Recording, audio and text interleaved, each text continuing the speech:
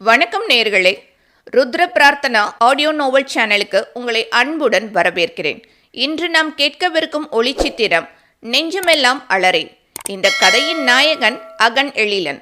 பெயருக்கு ஏற்ற மாதிரி அழகிய அகம் கொண்டு எதையும் பொறுமையா நிதானமா கையாளும் நம் நாயகனுக்கும் அவசர குணம் கொண்டு எதையும் எடுத்தோம் கவிழ்த்தோம் என்று செய்யக்கூடிய நம் அடாவடி நாயகி அலர்விழிக்கும் இடையேயான அழகான காதல் கதையை தான் கேட்க போகிறோம். இந்த கதை உங்களுக்கு பிடிச்சிருந்தா லைக் பண்ணுங்க, ஷேர் பண்ணுங்க, மறக்காம உங்க கருத்துக்களை கீழே கமெண்ட்ஸ்ல எங்களுக்கு தெரியப்படுத்துங்க.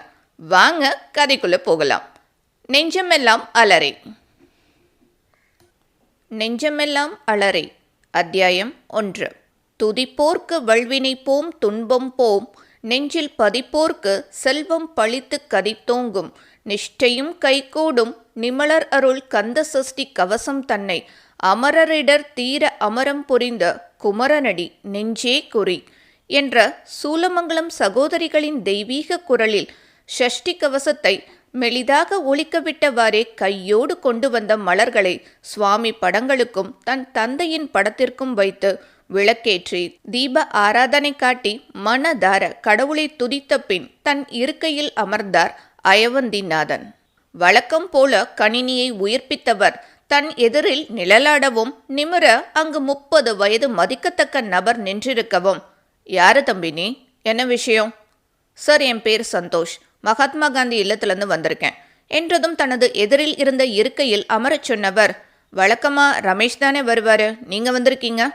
சார், ரமேஷ் அவரோட தங்கச்சி கல்யாணத்துக்காக 1 வாரம் லீவ் போட்டிருக்காரு, அதனால என்ன அனுப்புனாங்க என்றவாறே இல்ல நிர்வாகி கொடுத்து அனுப்பிய கடிதத்தை அவரிடம் கொடுத்தான் சந்தோஷ். பிரித்து படித்தவர், சம்பத் என தன் மேனேஜரை அழைத்தவர், எல்லாம் பேக் பண்ணிட்டீங்களா? முடிச்சாச்சு சார். சரி, இவர்கிட்ட கொடுத்து விட்டுடுங்க, 25% போட்டு பில் எனக்கு அனுப்பிடுங்க என்றார். சரிங்க சார் என்றவாறே சந்தோஷுடன் உள்ளே சென்றார் சம்பத். அயவந்திநாதன் ஆரணியை பூர்வீகமாக கொண்டவர். 2 அண்ணன்கள், 1 அக்கா, தம்பி, தங்கை என பெரிய குடும்ப பின்னணி கொண்டவர். நஷ்டத்தில் மூழ்கி கொண்டிருந்த பூர்வீக கடையை ஏளனம் பேசி அண்ணன்மார்கள் இருவரும் தங்களுக்கு வேண்டாம் என ஒதுக்கவும் தந்தையின் ஜவுளி கடை இவர் கைகளில் வந்து சேர்ந்தது. தனியாளாக நஷ்டத்தில் இருந்த கடையை லாபமாக மாற்றியவர். அதை காலத்திற்கேற்ப விரிவுபடுத்தி வெற்றிகரமாக தொழில் செய்து வருபவர்.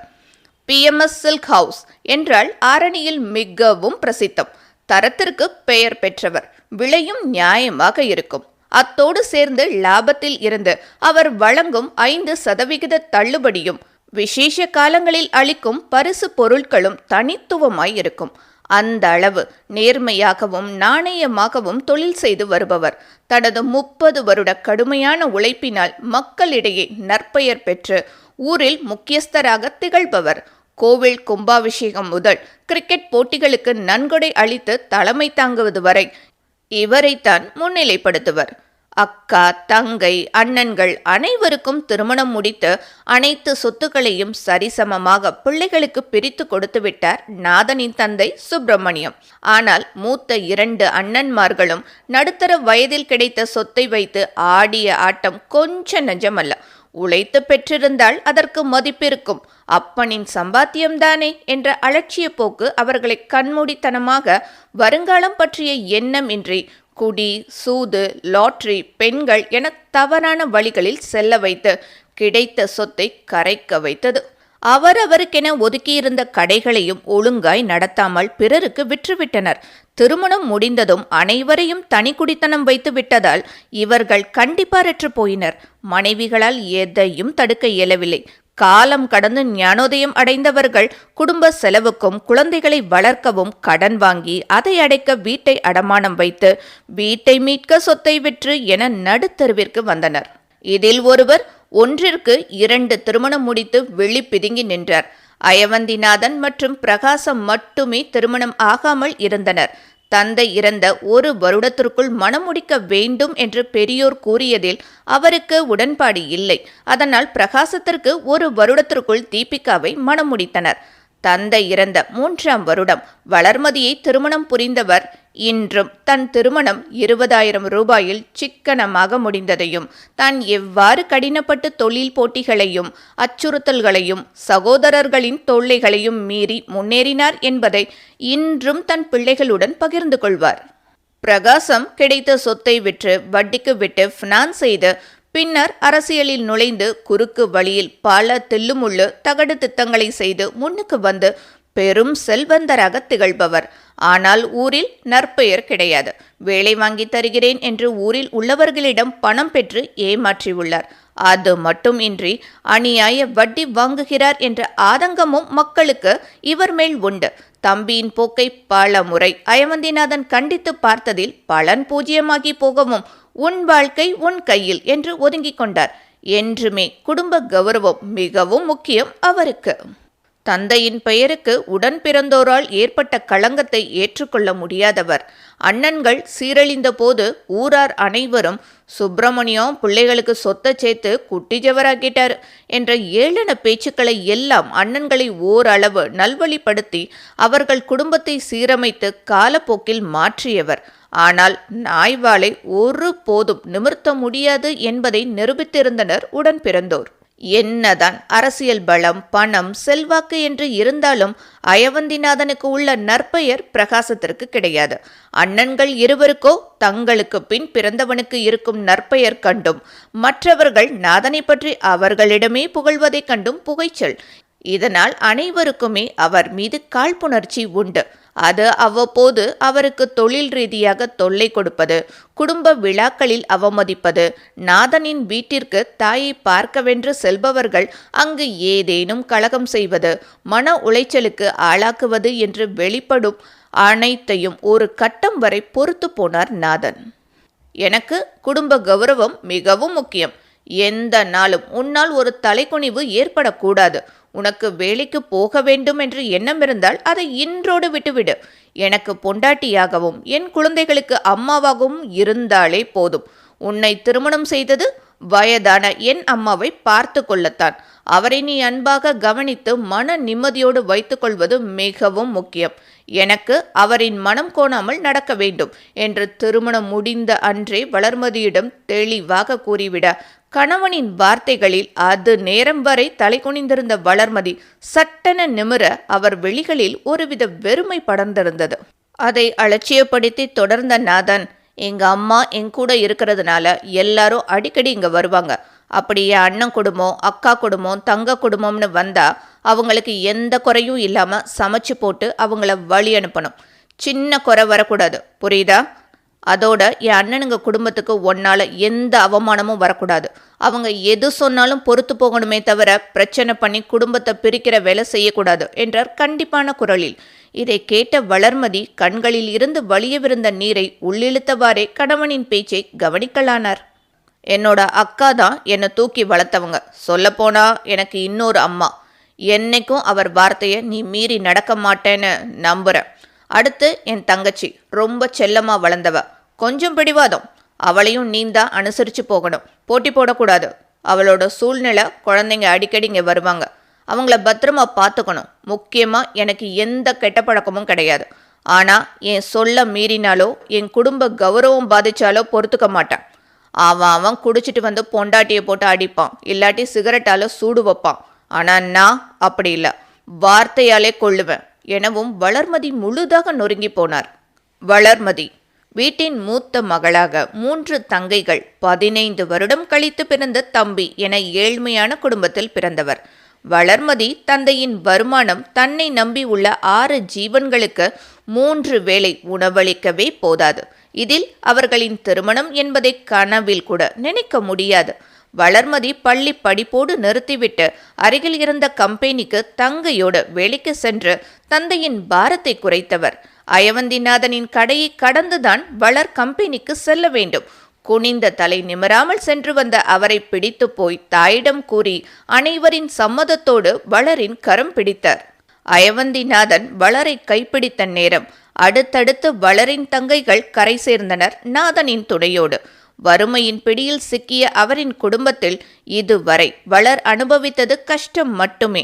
அனைத்து பெண்களைப் போலவும் தனக்கென்று ஒரு சொந்தம் கணவனாக கிடைக்க மகிழ்ச்சி வானில் சிறகடித்தவாறே அறைக்குள் நுழைந்தவர் கணவனின் பேச்சால் சிறகொடிந்து கீழே விழுந்த சத்தமே இல்லாமல் மனதளவில் மரணித்தார். ஆம், எந்த ஒரு பெரிய பின்புலம் இல்லாத தன் குடும்பத்தின் நிலையும் பெரிதாக படிப்பறிவு இல்லாத தன் நிலையும் எண்ணி அவரின் ஆசை அனைத்தையும் தனக்குள்ளேயே புதைத்து கணவனின் கௌரவத்தை நிலைநாட்ட தன்னை தயார்படுத்தி கொண்டார். உறவுகளுக்கு முக்கியத்துவம் கொடுத்து அவர்களுக்கென்று வாழ்ந்தவரை அனைத்து சொந்தமும் அவரை பாசத்தால் எடை போடாது பணத்தால் எடை போட விளைவு இன்று அனைத்தும் விலகி நிற்கிறது நீலாவதியை தவிர. அவர் என்றுமே நீதி தேவதை, நியாயத்திற்கு மட்டும் தோள் கொடுப்பவர், இன்றும் நாதன் மீதும் அவர் குடும்பத்தின் மீதும் அளவு கடந்த பாசம் கொண்டிருப்பவர். கொடுத்து சிவந்த கரங்கள் நாதனுடையது. இதோ அடுத்த வாரம் வரும் தன் தந்தையின் நினைவு நாளுக்காக வருடம் முதியோர் இல்லங்களுக்கு துணிமணி போர்வை என்று அளிப்பவர் இன்றும் அதை வழங்கினார். திருவிழாவை முன்னிட்டு முன் மாலையே ஊழியர்களுக்கு இனிப்பு மற்றும் பரிசு பொருட்களை வழங்கியவர் நாதன் அனைவரையும் திருவிழாவிற்கு குடும்பத்தோடு கலந்து கொள்ளுமாறு அழைத்துவிட்டு சம்பத்திடம் அனைவரும் கலந்து கொள்வதற்கு ஏதுவாக பணியை ஒதுக்குமாறு பணித்தவர் கடையை அவரிடம் ஒப்படைத்துவிட்டு வீட்டிற்கு கிளம்பினார்.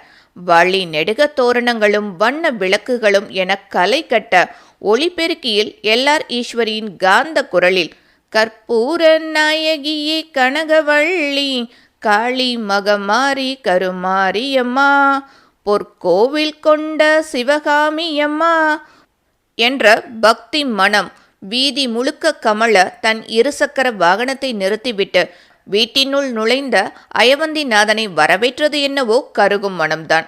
வீட்டிற்குள் நுழைந்தவர் சமையலறையில் இருந்து கருகும் வாடை வரவும் இது தன் செல்ல மகளின் கைகரியம் அன்றி வேறல்ல என்பதை புரிந்து கொண்டவர் அங்கு விரைந்தார். அலர்விழி வீட்டிற்கு வரும் நாட்களில் எல்லாம் நிகழும் வைபவம்தான் இது என்பதால் முகத்தில் மெல்லிய நகை அரும்ப மகளிடம் சென்றார். அங்கே புகை மூட்டத்திற்கு இடையில் இருமியவாறே கருகும் வாடையை தவிர்க்க முகத்தில் துணியை கட்டியவளாய் தீவிரமாக வானொலியில் எதையோ கிளறிக்கொண்டிருந்தாள் அலர்விழி. அத்தியாயம் 2. மகாலட்சுமியின் ஸ்வரூபமாய் மகளை கருதும் நாதன் அவள் சமைப்பதை கண்டு கொள்ளாமல் பெருமையோடு பார்த்து கொண்டிருந்தார். பின்னே அவள் பிறந்த நேரம் நகரில் முதல் கிளை தொடங்கி அவள் வளர வளர ஒவ்வொரு கிளையாக விரிவுபடுத்தி இன்று நகரமெங்கும் 5ற்கும் மேற்பட்ட கிளைகள் தொடங்கி செல்வ செழிப்போடு ஊரில் முக்கியஸ்தராக திகழ்கிறார். மனைவியை சரிபாதியாய் ஏற்று நடக்காத நாதன் மகளை தலையில் தூக்கி வைத்து கொண்டாடி அவள் கால் தரையில் படாமல் வளர்ப்பவர். அடுத்த வீட்டுக்கு போற புள்ளைக்கு இம்புட்டு செல்லம் கூடாதியா நாதா என்ற தாயின் வார்த்தைகளை சிரிப்புடன் கடந்து விடுவார். பொட்ட புள்ளைக்கு இவ்வளவு செல்லம் கொடுத்தா நாளைக்கு போற வீட்டில் எப்படி குப்பை கொட்டும் என்ற சொந்த பந்தங்களின் வார்த்தைகளை அலட்சியப்படுத்தி கடந்து விடுவார். மகளுக்கு பின் பிறந்த மகனை நாதன் எத்தனை நாட்கள் தூக்கி கொஞ்சினார் என்று வளரிடம் கேட்டால் 7 விரல்களை காட்டுவார். விரல் விட்டு எண்ணும் அளவிற்குத்தான் அவருக்கு மகனிடம் நெருக்கம். வளர்மதிக்கு இதில் என்றுமே வருத்தம் உண்டு.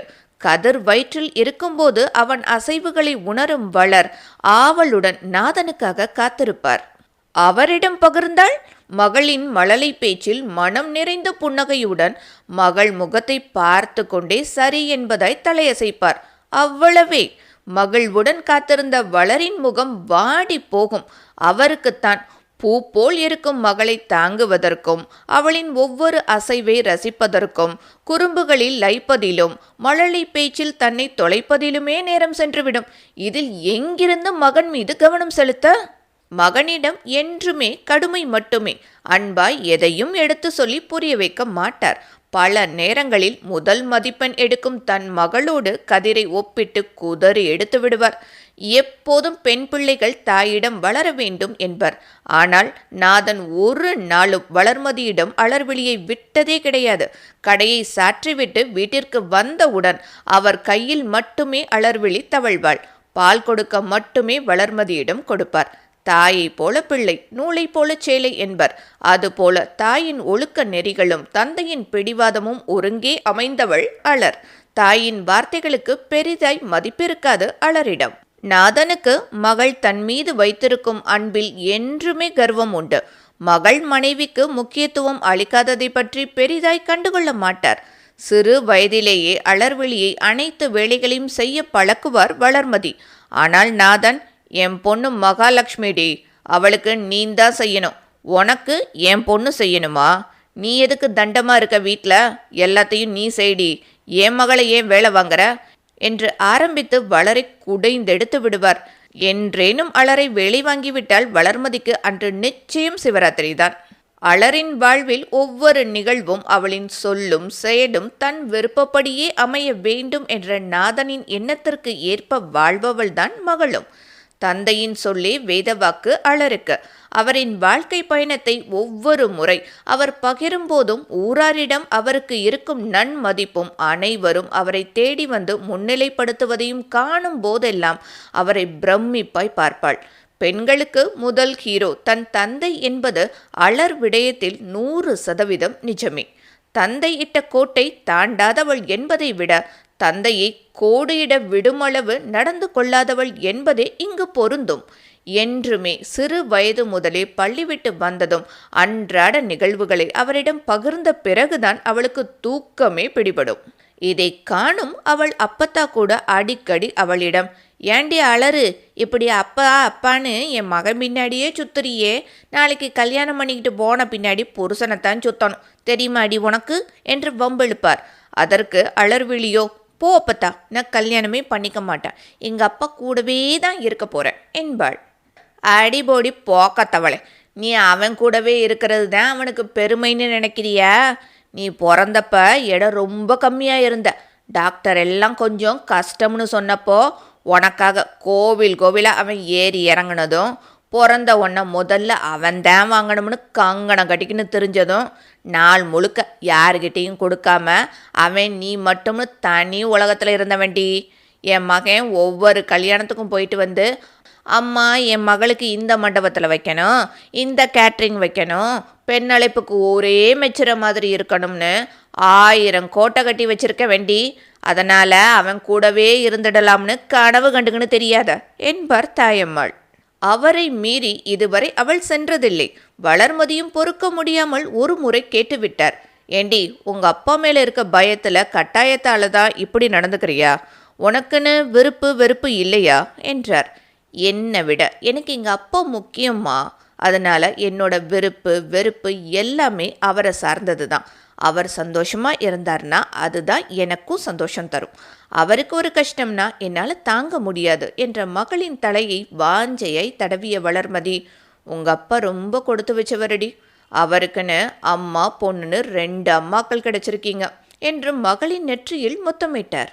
சிறு வயது முதலே தந்தையின் அன்பை கண்டு நெகிழ்ந்து அவரின் அன்பை தக்க வைத்து கொள்ளவென முடிவு செய்தவளுக்கு எதுவும் அதிகாரமாகவோ கடினமாகவோ இருந்ததில்லை. நாதனின் அதீத அன்பும் பாசமும் அலர்விழியை தாயிடமிருந்து தள்ளியே நிறுத்தியிருந்தது. வீட்டு வேலை செய்வதில் நாட்டம் கிடையாது நம் நாயகிக்கு. ஆனால் தந்தையுடன் சேர்ந்து அன்றாட வரவு செலவு கணக்கு பார்ப்பது, அவற்றை கணினியில் ஏற்றுதல், வங்கி கணக்குகளை பார்த்தல் என கிடைக்கும் நேரத்தை தந்தையோடு செலவழிப்பவள் வளர்மதி என்னதான் தலைப்பாடை அடித்து கொண்டாலும் அதை கண்டுகொள்ளவே மாட்டாள் அலர். பள்ளி படிப்பை முடித்து விடுமுறையில் இருந்த சமயம் இதற்கு மேலும் பொறுக்க முடியாது என தைரியத்தை வரவழைத்து கொண்டு நாதனிடம் பேசினார் வளர்மதி. ஏங்க, உங்கள் பொண்ணுக்கு கல்யாணம்னு ஒன்று பண்ணி வைக்கிற எண்ணம் இருக்கா இல்லையா? ஒருவேளை அது போல எண்ணம் இருந்தா அழிச்சிடுங்க என்றார் நாதனிடம். திருமண விசேஷங்களுக்கு செல்லும் போதெல்லாம் தன் மகளுக்கு இதைவிட சிறப்பாக செய்ய வேண்டும், ஊரே வியந்து பார்க்க வேண்டும் என்று மகளின் திருமணத்தை பற்றி 1000 கனவுகளை சுமப்பவரிடம் வளர்மதி இப்படி கேட்கவும் முதலில் கோபம் கொண்டாலும் மகளின் வாழ்வை முன்னிறுத்தி பொறுமையாக, ஏண்டி என்றார் ஒற்றை வார்த்தையில். அவரை நிதானமாக ஏறிட்ட வளர்மதி, மகளை இப்படியே செல்லமா ஒரு வேலை கூட செய்யாமல் வச்சிருந்தா நாளைக்கு எவன் கட்டிக்கிட்டு போனாலும் நாம தான் கை கட்டி பதில் சொல்லணும், நினைவில் வச்சுக்கோங்க. அதோட களவும் கற்றுமரன்னு பெரியவங்க ஒன்றும் சும்மா சொல்லலை, படித்து பட்டம் வாங்கினா மட்டும் போதுமா?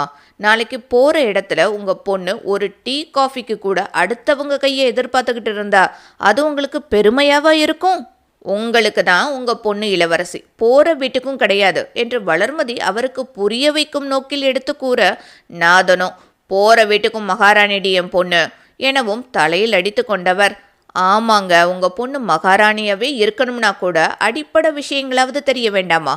உங்கள் கூடவே சுற்றிக்கிட்டு இருக்கிறவ நாளைக்கு எப்படி ஒரு குடும்பத்தை கட்டி காப்பாற்ற போகிறா? அதையெல்லாம் உங்கள் கடையும் கணக்கு வழக்கும் கற்று தராதுங்க. இவ்வளோ நாள் தான் உங்கள் நிழலையே வச்சுருந்தீங்க. நாளைக்கு போகிற இடத்துல உங்கள் பெயரை காப்பாற்றணும்னா என்கிட்ட விடுங்க என்று கேட்கவும், சரி சரி, இனி அமுலுக்கு லீவு கிடைக்கும்போது வீட்டு வேலை சமையல் எல்லாம் பழக்கிவிடு என்று அனுமதி அளித்தார். அன்று முதல் கடந்த 8 மாதங்களாக மகள் விடுமுறையில் வரும்போதெல்லாம் மகளுக்கு அனைத்தும் கற்றுக் கொடுத்ததில் உயர் இரத்த அழுத்தம் கொண்டு இதுவரை 4 முறை மருத்துவரிடம் சென்று திரும்பியிருக்கிறார் வளர்மதி. எல்லாம் நம் நாயகியின் கைவண்ணம்தான். மகள் சமையல் செய்யும் அழகில் லைத்திருந்தவருக்கு அவள் எதையோ கருக்கி கொண்டிருப்பதை காணவும் ஸ்டோர் ரூமில் தீர்ந்து போன மளிகை பொருட்களை பட்டியலிட்டு கொண்டிருந்த வளர்மதி பதறி அடித்து கொண்டு ஓடி வரவும் சரியாக இருந்தது. அரை வாயிலில் நாதன் நிற்பதை கண்ட வளர்மதி, இப்போ திருப்தியா என்று கேட்கவும், வளர் இப்போதான் கத்துக்க ஆரம்பிச்சிருக்கா, போக போக ஒன்னை விட நல்லாவே சமைப்பாடி, அமுழுவ எதுவும் சொல்லாத என்று மனைவியை சமாளிக்க முயன்றார். கேசரி செய்வதற்காக அலரிடம் ரவையை வறுக்க சொல்லிவிட்டு சென்ற வளர்மதி மகளின் அட்டூழியத்தில் இருமியவாறே புகைமூட்டத்திற்கு இடையில் சென்று அடுப்பை அணைத்தார். வானொலியை வெளியில் கொண்டு சென்று வைத்தவர் தன்னை பின்தொடர்ந்து வந்த மகளின் தலையில் ஓங்கி நங்கென்று கொட்டி, என்னடி இது என்றார் கோபத்தோடு. ஏம்மா, கொடுத்து உனக்கே தெரியலையா என்றால் உள்ளுக்குள் எழுந்த சிரிப்பை மறைத்தவாறே. வாய் விட்டு சிரித்தால் இன்று முழுக்க அறிவுரை கூறியும் நாள் முழுக்க சமையலறையில் அடைத்தும் வளர் கொடுமைப்படுத்திவிட மாட்டார். அது மட்டுமா, திருவிழாவிற்கு வரும் அத்தை, பாட்டி, சித்தி பிள்ளைங்கள் என அனைவரிடமும் குதூகலமாய் கழிக்க வேண்டும் என்ற எண்ணத்தில் தீயை அல்லவா வைத்து விடுவார்? தெரியாம என்ன, வரவங்களுக்கு கேசரியும் போண்டாவும் போடலாம்னு உன்கிட்ட ரவையை வறுத்து வைக்க சொல்லிட்டு போனா கருக்கி வச்சிருக்க. எப்போதான் உருப்படியா சமைக்க கற்றுக்க போற? ஏம்மா, ரவையை கொடுத்த நீ அதை எப்படி வறுக்கணும்னு சொன்னியா என்றாள் அலர்விழி முகத்தை பாவமாக வைத்துக்கொண்டு. அதை வேற உனக்கு தனியாக சொல்லி கொடுக்கணுமா? கண்ணு பார்த்தா கை செய்ய வேண்டாமா? இந்த வாய்க்கு ஒன்றும் குறைச்சல் இல்லை. இருக்கிறது பத்தாதுன்னு உங்கள் அப்பா வேற உன்னை சட்டம் படிக்க அனுப்பியிருக்கார். இதெல்லாம் எங்கே போய் முடியுமோ என்றவர் அங்கலாய்த்து கொள்ள, மா, நான் லா படிக்கிறதுல உனக்கு என்னம்மா பிரச்சனை? முதல்ல இப்படி எல்லாத்துக்கும் லா பேசுறத நிறுத்து. நாளைக்கு கட்டி கொடுத்த இடத்துல ரவை வறுக்க தெரியாத ஒன்று சொல்ல மாட்டாங்கடி, என் வளர்ப்பதான் குத்தம் சொல்லுவாங்க. மா, அதெல்லாம் கல்யாணம்னு ஒன்று ஆகும்போது பார்த்துக்கலாம் என்றவளை முறைத்தவர், ஒவ்வொரு முறை உனக்கு சமையல் கற்றுக் கொடுக்க நினைக்கிற என்ன சொல்லணும் என்று சலித்து கொண்டவர், சரிவா, ரவை எப்படி வறுக்கணும்னு சொல்லித்தரேன் என்றவாறே மகளை அழைத்து கொண்டு சமையலறைக்கு சென்று மற்றொரு வானொலியில் ரவை வறுத்து கேசரி செய்ய ஆரம்பித்தார். சலிப்புடன் கைகளை மார்பின் குறுக்கே கட்டியவாறு சுவாரஸ்யமின்றி தாயை கவனிக்கலானாள். திடீரென அலர் என்ற சத்தம் கேட்க குரலிலேயே தோழியை இனம் கண்டு கொண்டவள் தாயை பார்க்க அவரும், அப்படியே கிளம்பிடாத, போய் அவளை உள்ள கூட்டிட்டு வா என்றார். சரி என்று முகம் மலர வாசலுக்கு செல்லவும் அங்கே அவள் ஆரோயிர் தோழி தாமரை செல்வி மகிழ்ச்சியுடன் ஓடி வந்து, எப்படிடி இருக்க, எப்போ வந்த? நீ வந்திருக்கன்னு கதிர் சொன்னதும் ஓடி வரேன் என்ற தாமரை செல்வியிடம், நீ ஏண்டி இப்படி வாசல்ல இருந்து என்னை ஏலம் போடுற? உள்ள வர வேண்டியது தானே, வழியா தெரியாது? எங்க, நான் உன்னை தேடி வரும்போதெல்லாம் நீ தான் உங்கள் அப்பா கூட கிளம்பி கடைக்கு போயிடுற. அதான் நீங்கள் இல்லைன்னா நேராக அங்கே வந்து உன்னை பிடிச்சிடலாம்னு தான் என்ற தாமரையிடம், எங்கடி, என்னை எங்கள் அம்மா இங்கே இருக்க விட்டாதானே? ஸ்கூல் முடிஞ்சதுலேருந்து உயிரை எடுக்க ஆரம்பிச்சிட்டாங்க. ஒரு வழியாக தப்பிச்சு காலேஜ் போய் சேர்ந்துட்டோம்னு சந்தோஷப்பட முடியல. லீவுக்கு வரும்போதெல்லாம் பாத்திரம் கழுவு, வீடு தொட, முக்கியமாக சமைக்க கற்றுக்கொண்டு டார்ச்சர் பண்ணுறாங்கடி. அதான் எங்கள் அப்பா கிட்ட கெஞ்சி கூத்தாடி இங்கேருந்து தப்பிச்சு கடைக்கு ஓடிடுவேன். நீ அப்பா வந்திருக்க போல என்றவாறே அவளோடு உள்ளே சென்றாள்.